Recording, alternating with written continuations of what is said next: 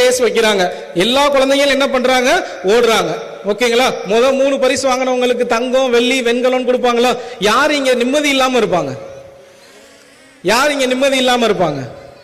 வாங்காதவங்களா? 2வது பிரைஸ் வாங்கினவரா? 3வது பிரைஸ் வாங்கினவரா? இருக்கிறதுலே பிரச்சனை யாருக்குன்னா முதல் பிரைஸ் வாங்கினவருக்கு தான். ஏன்னா அடுத்த முறை அவருக்கு இருக்கிற ஒரே வாய்ப்பு என்னது? முதல் பரிசை வாங்கியே ஆகணும். 2வது பரிசு வாங்கினா கூட அவர் என்ன பண்ணுவாங்க? தோத்துட்டோன்னு சொல்லிடுவாங்க. அப்போ தோல்வியில இருக்கிறத கூட நம்மளால என்ன பண்ண முடியும்? 2 நாள்ல சோகமான ஸ்டேட்டஸ் வச்சு வெளியில வந்துட முடியும். ஆனா ஜெயிச்சணும் அப்படின்னா அந்த மொமெண்ட் என்ன பண்ணணும்? மேனேஜ் பண்றதுக்கு நம்ம இன்னும் என்ன பண்ணணும்? கடுமையா உழைக்கணும். சோ இதையெல்லாம் குழந்தைங்க எதுல இருந்து கத்துக்குவாங்க?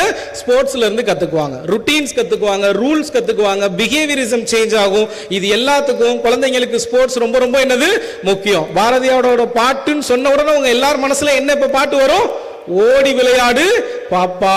இதை சொல்லும் போது நல்லா இருக்கும். ஆனா பையன் ஓடுனானா ஓடிக்கிட்டே இருக்கானே, ஒரு இடத்துல உட்கார்றானா அப்படின்னு என்ன பண்ணுவோம்?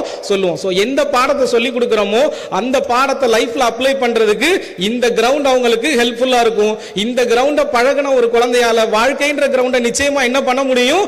தன்னால சுயமா சந்தோஷமா அதை என்ன பண்ண முடியும்? ஃபேஸ் பண்ணக்கூடிய கட்ஸும் தைரியமும் குழந்தைங்களுக்கு வரும்.